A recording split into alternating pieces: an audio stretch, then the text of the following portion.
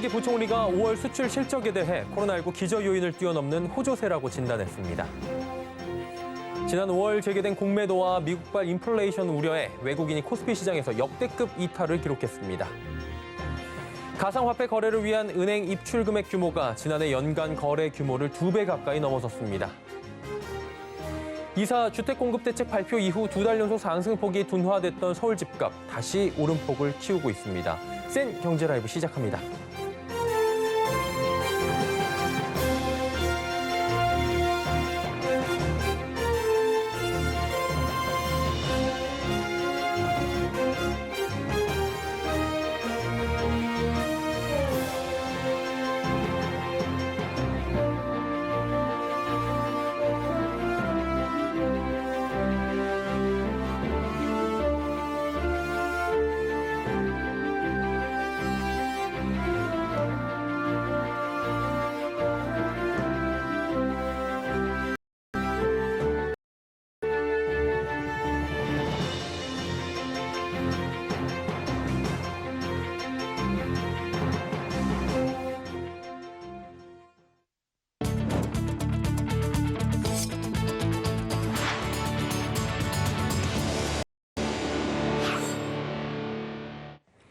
시청자 여러분 안녕하십니까? 센 경제 라이브 서정덕입니다. 홍남기 부총리 겸 기획재정부 장관이 5월 수출 실적에 대해 코로나19 기저 요인을 훌쩍 뛰어넘는 호조세라고 평가했습니다. 산업통상자원부가 오늘 발표한 5월 수출액은 작년 동기 대비 45.6% 증가해 약 32년 만에 최대 증가율을 기록했습니다.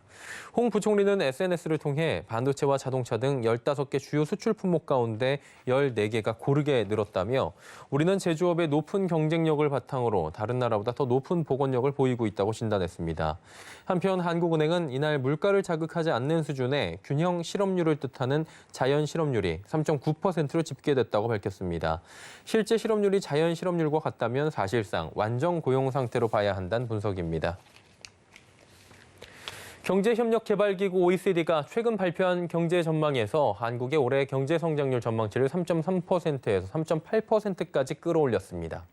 백신 접종 확대와 미국 등 주요국이 부양 세계 경제 회복세도 강화될 것으로 보며 세계 성장률 전망치도 5.8%로 올려잡았습니다. OECD는 한국 경제가 확장적인 거시 정책과 거리두기 완화에 따른 소비, 수출 개선, 한국판 뉴딜 등 투자 증가 등에 따라 성장세를 진단했습니다. 그러면서 백신 접종을 가속화하고 적극적인 거시 경제 정책을 지속할 것을 권고하며 판 뉴딜을 적극 활용해야 한다고도 덧붙였습니다. OECD는 매년 통상 5월과 11월 회원국 G20 대상 경제 전망을 발표하고 중간 3월과 9월 G20 중간 전망을 내놓고 있습니다. 지난 5월 재개된 공매도와 미국발 인플레이션 외국인이 5월 한 달 동안 코스피 시장 넘게 순매도하며 역대급 이탈을 기록했습니다. 한국거래소에 따르면 외국인이 가장 많이 매도한 종목은 삼성전자였습니다.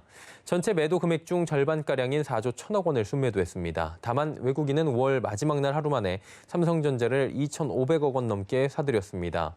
외국인과는 반대로 5월 개인이 가장 많이 순매수한 종목은 삼성전자였습니다. 개인은 이 기간 동안 4조 2,500억 원을 순매수하며 외국인이 쏟아낸 물량을 고스란히 받아냈습니다. 미국 공장 셔터파의 삼성 반도체 위탁 생산 파운드리 매출과 점유율이 동반 하락했습니다. 반면 업계 1위 대만 TSMC의 점유율은 소폭 상승하며 두 업체 간의 격차는 더욱 벌어졌습니다. 김혜영 기자입니다. 삼성전자의 1분기 파운드리 점유율이 17%로 1%포인트가량 줄었습니다. 시장 조사업체 트렌드포스에 따르면 매출 역시 4조 5,537억 원으로 직전 분기보다 765억 원 감소했습니다. 미국 텍사스주 한파에 된서리를 맞은 겁니다. 지난 2월 텍사스 오스틴에 있는 삼성전자의 파운드리 공장은 한파로 전력과 용수 공급이 끊겨 한 달 넘게 가동을 중단했습니다. 이로 인한 피해 규모는 약 4천억 원 정도로 추정됩니다. 반면 대만의 TSMC는 시장 점유율과 매출을 끌어올리며 독보적인 1위 자리를 공고히 했습니다. TSMC는 올해 1분기 14조 3,018억 원의 파운드리 매출을 기록했고 시장 점유율도 55%로 1%포인트 올랐습니다. TSMC는 미국 AMD와 퀄컴 등 팹리스 기업으로부터 7나노미터 반도체를 수주했습니다.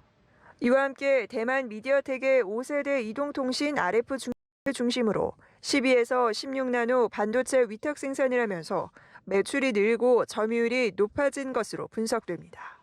한편 파운드리 시장 점유율은 TSMC와 삼성전자에 이어 대만 UMC 7%, 미국 글로벌 파운드리스 5%, 중국 SMIC 5% 등의 순으로 집계됐습니다. 서울경제TV 김혜영입니다. 올 2분기 가상화폐 거래를 위한 은행 입출 금액 규모가 지난해 연간 거래 규모를 2배 가까이 넘어섰습니다. 김병욱 더불어민주당 의원에 따르면 K뱅크, 신한, 농협은행의 실명 확인 계좌로 거래한 가상화폐 입출 금액은 2분기 64조 2천억 원으로 지난해 1년 동안의 거래액 37조 원을 2배 가까이 넘었습니다. 입금액이 34조 9천억 원으로 출금액보다 10조 원 이상 많았습니다. 수수료 수입도 급증했습니다. K뱅크가 1분기 가상화폐 거래 수수료로 벌어들인 수익은 작년 4분기 대비 10배 늘어난 50억 원에 달합니다. 증권업계 중개형 개인 종합자산관리 계좌 ISA 상품의 가입자와 투자금이 빠르게 몰리고 있습니다. 금융투자협회에 따르면 4월 말 기준 7개 증권사의 중개형 ISA 상품 가입 고객은 58만 명 수준으로 1% 증가했습니다. 또 유입자금은 2월 말 62억 원 수준에서 3월 3,146억 원, 4월 6,900억 원가량으로 매달 3천억 원이 넘는 자금이 유입되고 있습니다. 중개형 ISA는 기존 ISA 통장과 다르게 주식입니다. 비과세 혜택은 그대로 받으며 주식 투자도 가능해 투자자들을 끌고 있다는 분석입니다. 오늘부터 다주택자와 단기 거래자에 대한 양도세 인상안이 시행됩니다. 인상안에 따르면 1년 미만 보유한 주택을 거래할 때 양도세율은 기존 40%에서 70%로 올라가게 되고 1년 이상 2년 미만을 보유한 주택의 세율은 60%로 오르게 됩니다. 규제 다주택자에 대한 양도세율도 10%포인트씩 올라 앞으로는 2주택자는 기본 세율의 20%포인트를, 3주택자는 30%를 추가합니다. 이로써 양도세 최고세율은 기존 65%에서 75%로 올라가게 되고 재산세와 종부세 과세 대상자도 오늘 확정됩니다.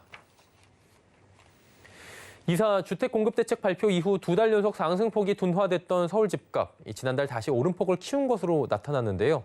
한국부동산원 조사에 따르면 지난달 서울의 주택 종합 매매 가격은 0.40% 올라 전월 대비 0.05% 오름폭이 확대됐습니다. 서울 집값은 작년 11월부터 올 2월까지 4달 연속 상승폭이 커졌다가 이사 대책의 영향으로 3월부터 줄었는데 지난달 다시 상승폭이 커지고 있는 겁니다. 업계에선 부동산 규제 완화 기대감에 재건축 단지를 중심으로 매수세가 강해지며 집값을 끌어올린 것으로 분석합니다. 오세훈 서울시장이 민간 재개발 활성화를 예고한 이후 재개발을 희망하는 구역의 세법이 다양해지고 있습니다. 유력한 공공재개발 후보지로 떠올랐지만 현재는 탈락한 한남 1구역도 민간 재개발을 검토하는 모습인데요. 지혜진 기자가 전해드립니다. 2차 공공재개발 후보지 선정에서 고배를 마시고 서울시 등에 재심의 요청을 한 상태인 용산구 한남 1구역. 이들은 지난달 민간 재개발의 절차인 정비구역 지정을 위한 사전 검토 요청을 용산구청에 접수했습니다. 이들이 민간 재개발을 검토하게 된 까닭은 지난달 오세훈 서울시장이 재개발 활성화 방안을 발표했기 때문입니다. 재개발 활성화 방안 중에는 공공기획이라는 새로운 개발직이 제안됐습니다. 오 시장은 정비구역 지정 과정에서 공공이 가이드라인을 제시하게 되면 기존에 5년 정도 걸리는 절차를 2년 단축할 수 있다고 설명했습니다. 공공재개발의 다양한 이점 중 속도에 가장 큰 매력을 느꼈던 한남 구역인 만큼 오 시장의 공공기획에 관심이 갈 수밖에 없는 상황입니다. 재심의가 들어간다고 해가지고 결과가 우리가 원하는 구역 선정이 되는 것도 아니기 때문에 인센티브라든지 그런 것들을 어떤 게 우리 구역 소유주분들께 좋을 건지를 비교를 해가지고 나중에 선택을 할 것 같습니다. 이처럼 입지나 사업성은 괜찮으나 공공개발에 선정되지 못한 곳들 중심으로 이 같은 투트랙 전략을 취하는 곳들이 많은 것으로 분석됩니다. 역세권 입지인 성북 21구역도 민간과 공공 중에 구역에 좀 더 유리한 방향으로 가닥을 잡는다는 입장입니다. 다만 사업성이 좋지 않아 추가 용적률 등 공공이주 인센티브가 필요한 지역들은 공공 재개발이나 도심 복합 사업이 우선이라는 태도입니다. 서울경제TV 지혜진입니다. 코로나19 장기화되며 청년 실업률이 치솟고 있습니다. 동시에 중소기업은 구인난을 겪고 있는 상황인데요. 이처럼 아이러니한 상황을 해소하기 위해 정부 3개 부처와 민간 기관이 중소기업과 청년 구직자 연결에 힘을 모으기로 했습니다. 윤다혜 기자입니다. 청년 취업난과 중소기업 구인난의 간극을 메우기 위해 민간이 손을 맞았습니다. 벤처기업부, 교육부, 고용노동부, 중소기업중앙회는 최근 서울 여의도 중기중앙회에서 중소기업과 청년 구직자 간 일자리 매칭 활성화를 위한 업무 협약을 체결했습니다. 이번 협약을 통해 각 기관은 중소기업 대상 청년 일자리 지원 사업 협력을 추진하고 청년들이 선호하는 구인기업 발굴과 중소기업 구직자 간 매칭에 나섭니다. 중기부는 교육부 그리고 고용노동부 중소기업중앙회와 긴밀 협력을 통해 청년 구직자가 일하고 싶은 우수 중소기업을 발굴 홍보하고 청년 구직자와 우수 중소기업 간 일자리 매칭을 적극 지원토록 하겠습니다. 협약에 참여한 4개 기관은 우수 중소기업을 발굴해 상호 공유하고 각 기관에서 운영 중인 일자리 플랫폼의 활용도 제고를 위한 정보 연계와 홍보 등에도 협력할 계획입니다. 또 직업계고 현장 실습기업 발굴과 지정을 펼치고 제조기업 고용 촉진을 위한 중소기업 구직자 간 매칭을 실시합니다. 이를 계기로 청년들이 좋은 중소기업에서 일자리를 찾고 중소기업은 필요 인력을 공급받아 중소기업과 청년 구직자 간 일자리 미스매치가 해소될 것으로 기대됩니다. 일하고 싶어도 원하는 일자리를 구하지 못하는 청년 실업자가 42만 명이 넘습니다. 청년 일자리 문제의 해답은 중소기업에서 찾아야 합니다. 우리나라 일자리의 83%를 중소기업이 담당하고 있기 때문입니다.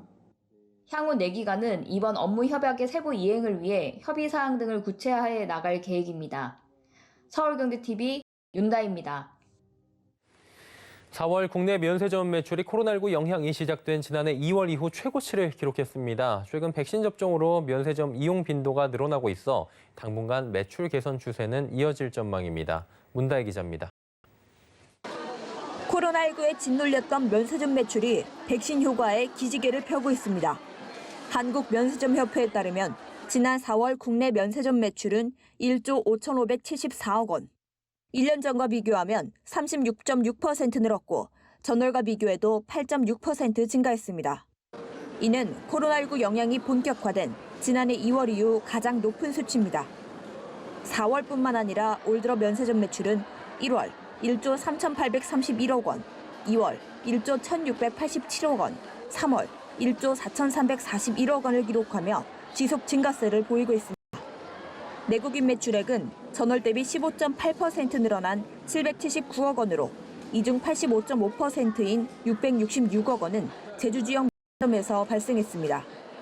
해외 대신 국내 여행을 떠나는 내국인 관광객이 늘어나며 대표적인 관광지인 제주도가 전체 매출을 견인한 겁니다. 외국인 매출액은 1조 4,795억 원으로 전달과 비교해 8.2% 증가했습니다. 매출의 대부분은 중국 보따리상에서 나오는 것으로 이들의 1인당 은 3천만 원에 육박합니다. 면세점 실적 개선 추세는 다가온 휴가철과 코로나 백신 보급으로 인해 당분간 이어질 것으로 보입니다. 한편 면세점 매출이 회복세를 보이고 있지만 여전히 코로나19 이전 수준에는 한참 미치지 못하고 있습니다. 코로나19의 본격적인 영향권에 들기 직전인 작년 1월 국내 면세점 매출액은 2조 248억 원, 이용객 수는 384만 명이었습니다. 서울경제TV 문다입니다.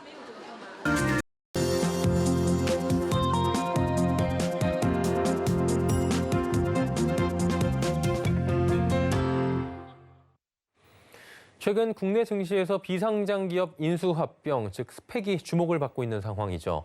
건강기능식품 전문기업 슈럼도 오늘 기자간담회를 열고 스펙 합병 상장을 통해 글로벌 헬스케어 전문기업으로 성장하겠다는 포부를 밝혔습니다. 윤혜림 기자입니다. 오늘 건강기능식품 전문기업 슈럼이 7월 코스닥 상장을 앞두고 기업 공개 기자간담회를 열었습니다. 상장을 통해 헬스케어 및 바이오 전문기업으로 자리 잡겠다는 목표입니다. 2005년 설립된 슈럼은 요거트 전문기업인 후스타일로 사업 기반을 다진 후 2017년 발효 전문 건기식 기업 슈럼과 후스타일의 합병을 통해 성장해 왔습니다. 퓨럼은 10여 년 이상의 연구 개발을 통해 유효성 물질 35건, 기능성 원료 9건을 발굴했으며 연구 개발, 생산, 유통 등 전략적인 밸류체인 통합 시스템 구축으로 전문성을 높인 것이 강점입니다. 지난해 퓨럼의 매출액과 영업이익은 각각 768억 원, 74억 원으로 최근 4년간 매출 성장률은 19.3%, 영업이익 성장률은 29.1%를 달성했습니다. 건강기능식품 시장 규모가 5조 원까지 급성장한 가운데 퓨럼은 코스닥 시장의 스펙 합병을 통해 안정적으로 자금을 조달하고 건강기능식품 개발 사업에 집중할 계획입니다. 스펙 자금은 제조 설비를 고도화하는 작업에 투자할 것이고요. 구체적으로는 유산균 관련된 제조 설비 라인 일부 구축할 계획을 가지고 있습니다. 빠른 시간 안에 우수 기술을 확보하고 또 제품화하는 데 그 자금을 사용할 계획입니다. 퓨럼은 기능성 신소재 아이템을 추가 개발하고 동남아, 중화권, 일본 등 해외 시장도 적극 공략해 2025년 매출 1,800억 달성하겠다고 밝혔습니다. 퓨럼은 NH 스펙 16호와 7월 13일 합병할 예정으로 주관사는 NH투자증권, 상장일은 7월 27일입니다. 서울경제TV 윤혜림입니다.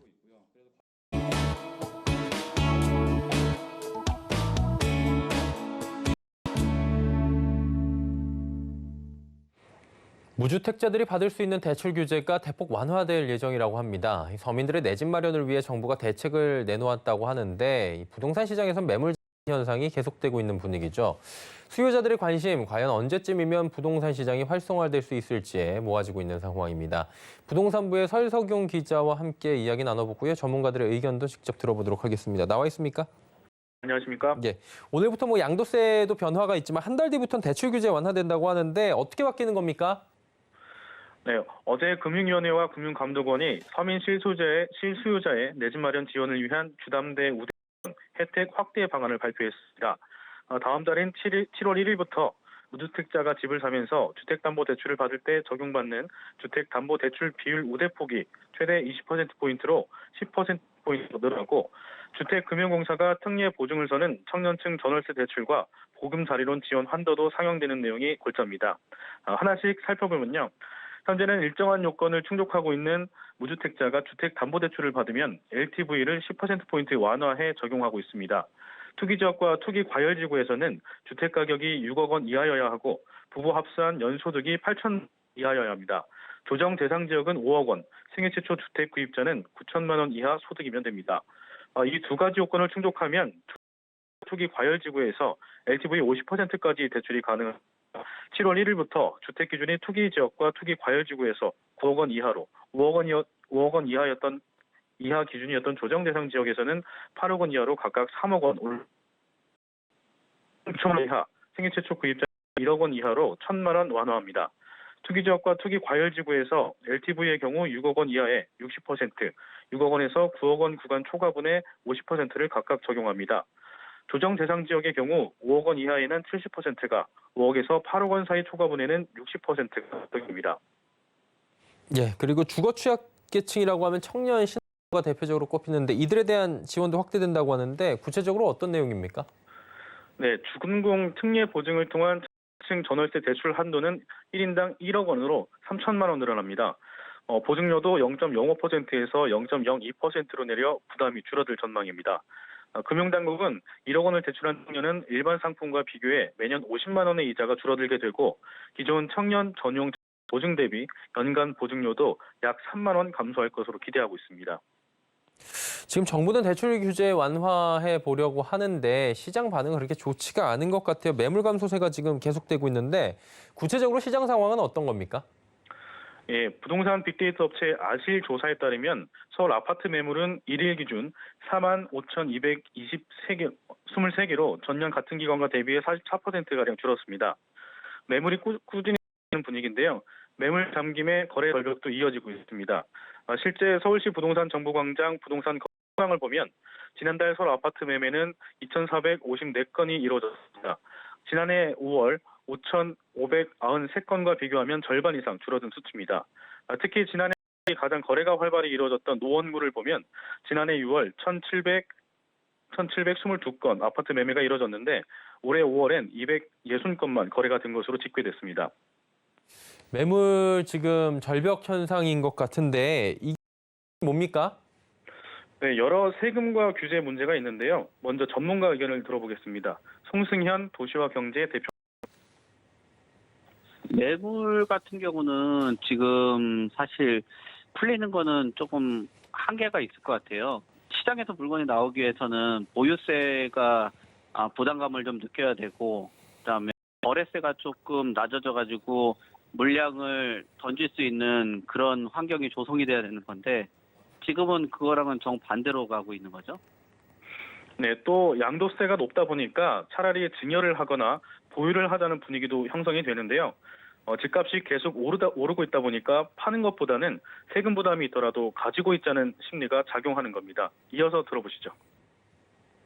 특히나 양도를 고려했던 분들 같은 경우는 시장 환경 자체가 여러 가지 공급 대책이라든지 이런 것들이 나오면서 상승에 대한 기대감들, 또 향후에 정비 사업을 통해서 새 아파트로 변할 수 있다라는 이런 심리들이 있기 때문에 물건들이 나올 수 있는 환경들이 되기는 어렵죠. 그러면 일단 매물 절벽 현상을 좀 끄집어내야 될 것 같은데 지금 변화도 필요해 보이고요. 업계에서는 어떻게 진단합니까? 네, 과도한 규제 중과 그리고 여러 규제들이 모두 발목을 잡는 평가가 많습니다. 세금과 규제 종류에 따라서 일부분은 좀 완화를 하거나 수정을 해야 할 것으로 보이는데요. 김효선 NH농협은행 올백자문센터 수석전문위원회 의견 들어보시죠. 그래서 양도세에 대한 부분에 대한 좀 일부 완화 정책도 검토를 해볼 필요가 있고, 또 2년 거주 요건이 굉장히 지금 많이 들어가 있잖아요. 그래서 그런 부분들도 무주택자나 1주택자들에 좀 한해서 완화를 해주는 부분들이 좀 필요해 보입니다. 부동산 시장 혼란이 잡기가 쉽지 않아 보입니다. 끊임없이 대책을 마련해서 시장에 적용을 하는데 수요자들, 여러 주택을 소유하고 있는 다주택자들의 심리 변화가 아직은 좀 요원해 보이는 상황인데요. 계속해서 정부가 고민을 해야 될 것 같고요. 현실성을 조금만 더 있는 대안을 마련해야 될 것 같다. 이런 얘기도 나옵니다. 부동산부의 설석용 기자와 함께했습니다. 수고하셨습니다. 네, 감사합니다.